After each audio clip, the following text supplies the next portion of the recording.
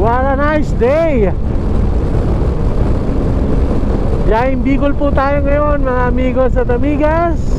Good morning! The sun is shining. Napakaganda ng Pilipinas. Good morning, good morning. 7 o'clock in the morning. Nandito tayo sa may gateway to Bicolandia. Hello, Mayon Volcano. It's a very beautiful day today. Yes, narinig ang ating panalangin. Nagpakita po si Mayon Volcano up close and personal. Yeah, look at it. Grabe, the majestic view of Mount Mayon, the famous and iconic Cagsawa ruin.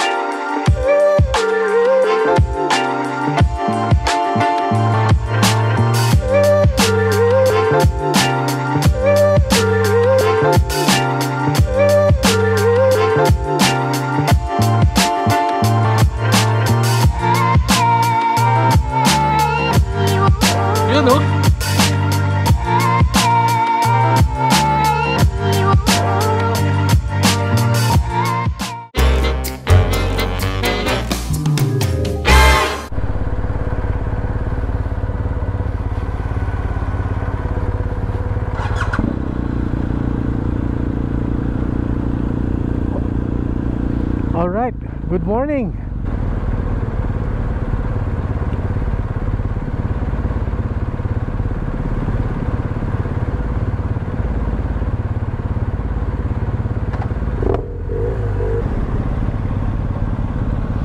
Alright, we're going to Tabaco Albay para sa isa na namang adventure. Ingat mga amigos, amigas. Boss Chief and Boy Kalikot kasama natin today. So it's 3:30 in the morning and ito, take off kami papunta ng Tabaco Albay.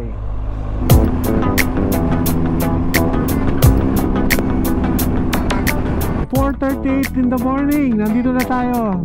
Tayabas Town proper, diretso kanan sa papuntang Lucena. So medyo mabilis ang takbo natin ngayon kasi umaga, wala masyadong sasakyan. Okay, tuloy ang biyahe. Biyaheng Bicol po tayo ngayon mga amigos, amigas. Sit back, relax and enjoy the ride. Alright, 4:43 ng umaga. Nandito na po tayo sa Lucena City, Biyaheng Albay, para makita at masilip ang Mayon Volcano. 4:49, nandito na po tayo sa may Pagbilao. So medyo mahaba-haba pa po ang biyahe natin. So napakasarap na adventure na naman po ang hatid sa inyo ni Moto James. Alright, 5 in the morning. Nandito tayo ngayon sa Bituka ng Manok. Medyo madilim pa ang Bituka ng Manok ngayon. So open siya today para sa mga biyaheros na gustong pumunta ng Bicol, na dadaan dito sa Bituka ng Manok. Ito yung shortcut papunta ng Bicol. Tatawid kayo ng bundok dito. So, isa pong sikat na lugar itong Bituka ng Manok. Madalas po pinifeature ng mga vloggers, ng mga riders. Good morning! Yes, andito po tayo ngayon sa may Atimonan, Quezon. The sun is shining. What a beautiful day today. Yes, what a nice day. Biyaheng Bicol po tayo ngayon, mga amigos at amigas. I hope you like this video. Yes, napakaganda ng Pilipinas. Alright. Good morning, good morning. 6 o'clock in the morning. Nandito tayo sa bypass papunta ng gateway to Bicolandia. Marami na mga bypass ang nagawa rito, so mas mabilis na ang travel papunta ng Bicol. So far, ang masamang kalsada lang dito is pagdating nyo ng Pagbilao papunta ng dun sa may Atimonan, Quezon. Marami mga potholes, so ingat lang po mga biyaheros pagdadaan dito. So yun, bypass na to nilagpasan ng Gumaca Town proper. Bago na naman to Napakaganda ng kalsada na to. Bagong kalsada po papunta ng Bicol.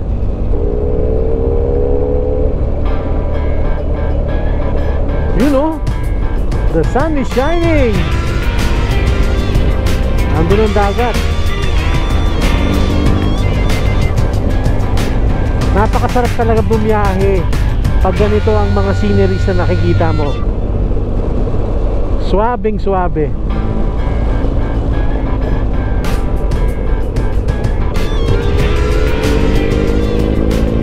FYI, yung kalsada na to napakaganda. So pwede nyong i-try itong kalsada na to papunta ng Bicol. After lang siya nung Gumaca.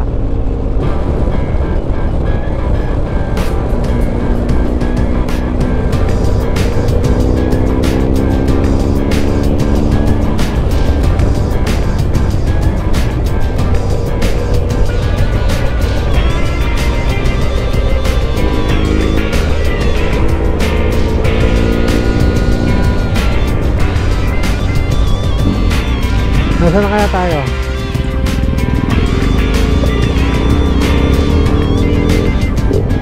Gumaca Bypass Road. Maganda yung kalsada dyan mga biyaheros. Alright, 7 o'clock in the morning. Nandito tayo sa may gateway to Bicolandia. So 3 hours and a half from Manila to dito sa may boundary ng Bicol, Quezon. 42 kilometers. Next ride yan. So dyan ang daet, diretso. Dito tayo. Alright.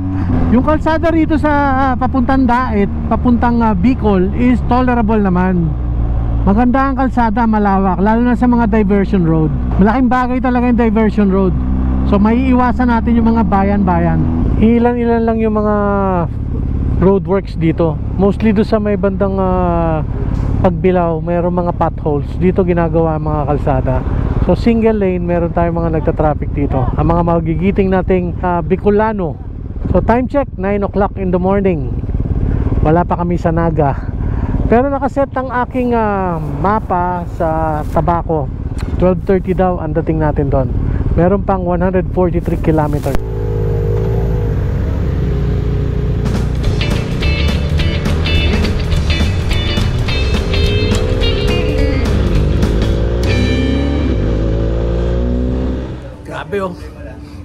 Parang ang dungis ko.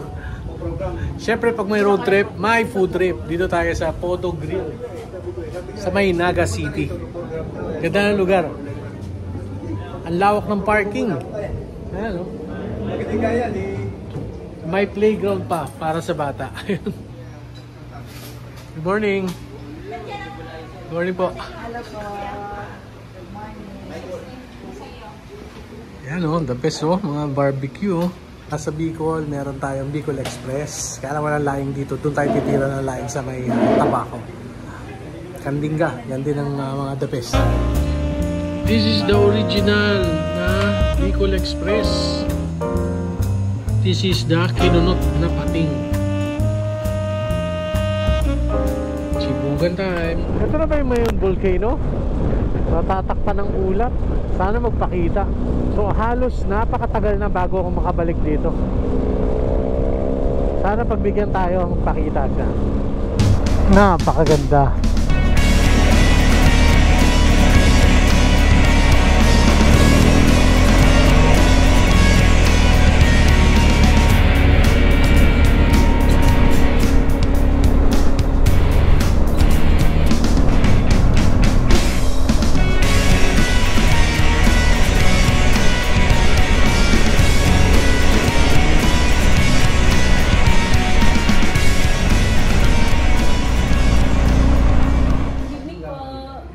Good evening. Welcome to Hotel Herencia.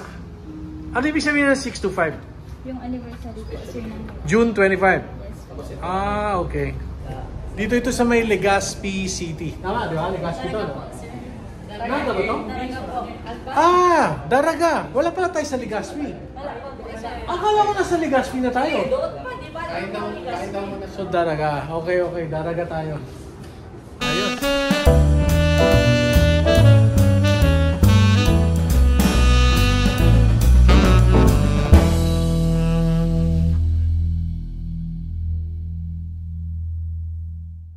Hello, Mayon Volcano. It's a very beautiful day today. Yes, narinig ang ating panalangin. Nagpakita po si Mayon Volcano. Ayan po, nakikita natin. Look at this. So ngayon papunta kami up close and personal. Yeah, look at it. Grabe, the majestic view of Mount Mayon Volcano. Thank you very much, Mayon, nagpakita ka po. Napakaganda mo talaga. Napakasarap puntahan. Woo! At syempre kasama ko ito si Boy Kalikot, ang ating lead rider. At ang nasa likod, ayan po, si Moto Black, the Chief Rene. Napakasaya po ng umaga natin ngayon kasi po nagpakita po buong buo si Mayon Volcano. Ito po, pupunta po kami sa Kagsawa. Welcome to Kagsawa. Papunta po tayo ngayon para magpa-photo ops dito sa simbahan, yung famous simbahan na lumubog nung panahon na pumutok yung Mayon Volcano. Maraming ano dito, maraming mga gimmick. Meron din mga yan, ATV kung gusto ninyo. I think sa murang halaga, 250 pesos daw yata. Ayun o. Ayun o. Thank you very much. Woo. Let's see, syempre Boy Kalikot, thank you sa ride na to. Ang kanyang jowa, ang asawa, si Karen. Nagpakita, kawakas. Ano masasabi mo, Brad? Ayos? Atin tong araw na to. Pagbalik namin, nagpakita agad. Nung nakaraan, balik-balik kami. Wala, hindi nagpakita. At least kayo nagpakita. Atin to, di ba, araw na to. Okay ba itong ride natin? Sulit, no? Sulit, di ba? Sulit. Kahit nakakapagod, ano? Sulit. Ito ang kanyang GS. Tingnan nyo naman ang itsura. Russian design. Alright, ito mga ATV boys, oh. Kita nyo, time foreigner. Chief Rene, Moto Black, at ang kanyang asawa na si Emmy. Boss, ano masasabi mo sa ride na to? Wow, ganda ng rides namin. Kitang-kita ngayon ng Bulkan Mayon. Nagpakita sa amin. Wala kaming kasamang may balat sa puwet ngayon. Okay, ikaw ate. Ano, ayos ba? Pero napagod? Nawala yung pagod, ano? Grabe, no? Ayos, tingnan nyo naman, no? Mawawala talaga pagod nyo pag nakita nyo bukas na bukas ang Mount Mayon. Di ba? Sobrang ganda.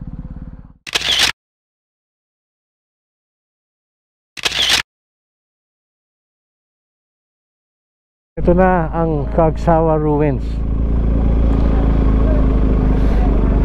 The famous and iconic Kagsawa ruins.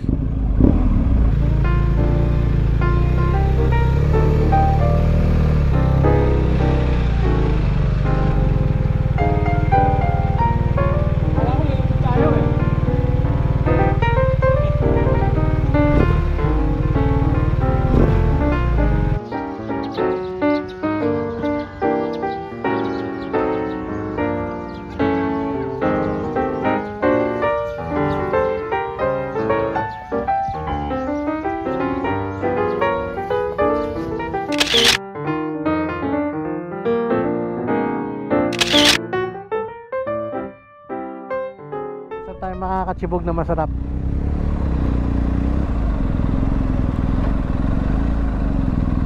Boss, pwede ba magtanong?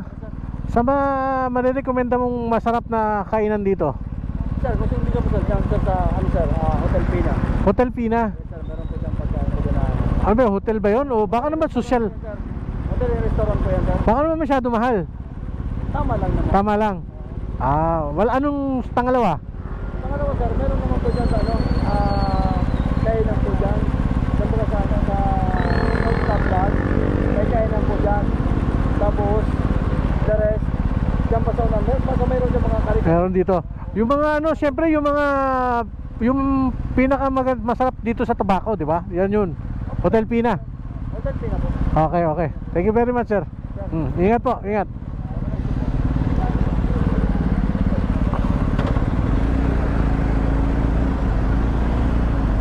Doon tayo, hotel.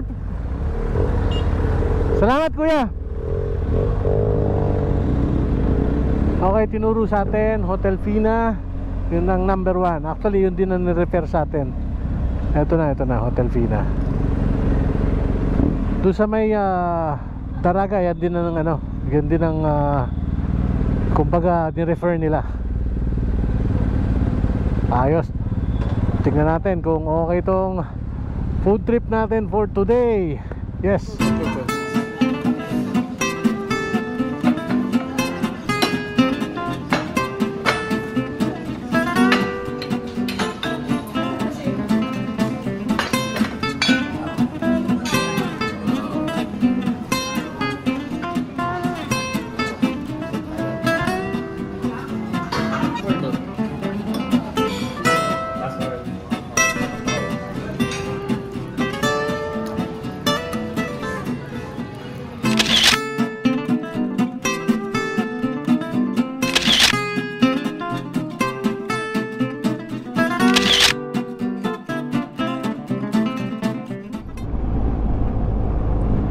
Papunta tayo ngayon dito sa Mayon Skyline.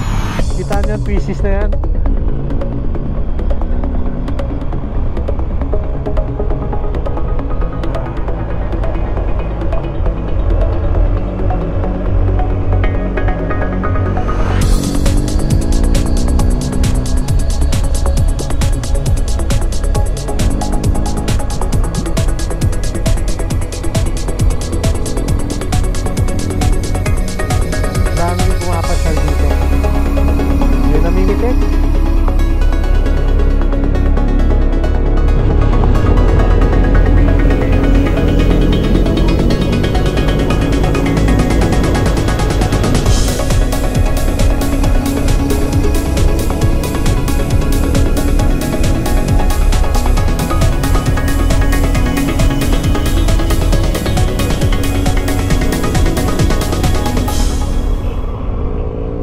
Napakaganda naman kasi ng lugar na to, oh.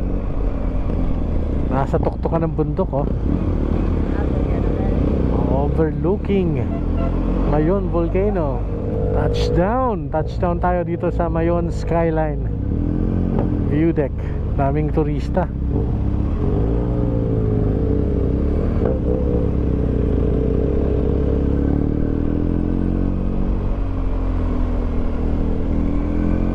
Holy Rosary Mountain.